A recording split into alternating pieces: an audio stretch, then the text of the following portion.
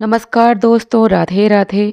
आज के इस वीडियो में मैंने दीपावली पूजन में हमें चौकी का विसर्जन किस प्रकार करना है ये पूरा विस्तृत रूप में बताया है। दोस्तों, सबसे पहले तो मैं बताना चाहती हूँ, माता लक्ष्मी की पूजा में जो चौकी में सामान रखा जाता है उनका विसर्जन घर के बाहर नहीं किया जाता है। सारी वस्तुओं को घर में ही विसर्जित किया जाता है। यदि आपने षोडश मातृकाएं यहाँ पे स्थापित करी हैं, नवग्रह को स्थापित करा है, तो उन सबको आपको विसर्जन करने के लिए हाथ में थोड़ा सा अक्षत लेना है और उन पर छिड़क देना है।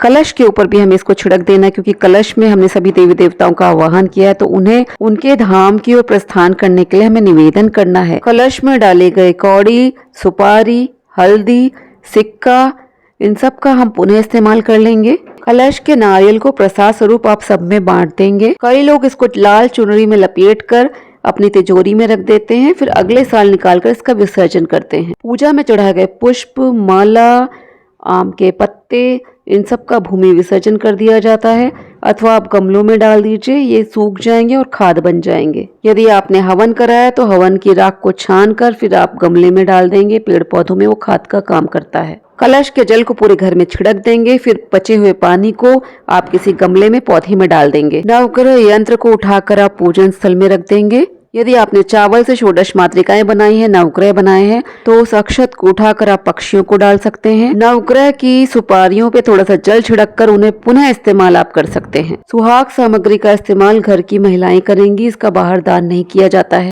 पूजा में चढ़ाए गए धनिया को हम गमले में रोप देते हैं, और यदि धनिया के पौधे अच्छे निकलते हैं तो इसे माता का आशीर्वाद माना जाता है। चढ़ाई गई दक्षिणा का दान नहीं किया जाता है। कौड़ी, गोमती चक्र, कमलगट्टे के बीज, कुबेर धन पोटली, इन सब को उठाकर हम तिजोरी में रख देते हैं और प्रतिदिन धूप दीप इनको दिखाते हैं। चांदी का सिक्का जो हमने यहाँ पे चढ़ाया है, इसको भी हम तिजोरी में रख देते हैं।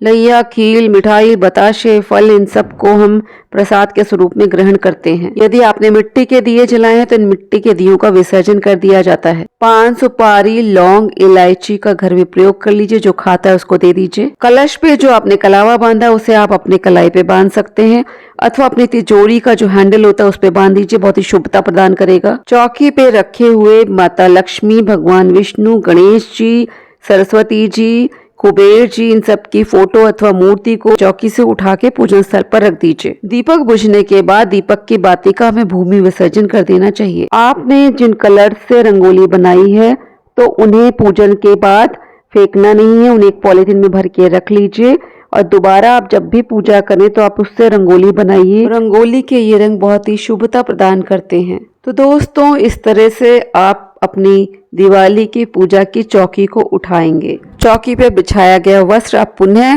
धो के पूजा में इस्तेमाल कर सकते हैं। पूजा स्थल पर जो हमने सजाने के लिए वस्तुएं रखी हुई हैं उन्हें हम संभाल के रख देंगे, उन्हें पुनः पूजा में हम इस्तेमाल कर सकते हैं। कलश के अलावा जो आपने जल का लोटा भरकर यहाँ पूजा स्थल में रखा है उसे आप दूसरे दिन सूर्य को अर्घ दे देंगे। तो दोस्तों, इस तरह से आपको दिवाली की पूजा करने के बाद दूसरे दिन चौकी को उठाना है। तो आज का वीडियो मैं यहीं पे समाप्त करती हूँ। मिलती हूँ अपने किसी अन्य वीडियो के साथ। तब तक आप अपना ख्याल रखिए। जय श्री कृष्णा, जय श्री राधे।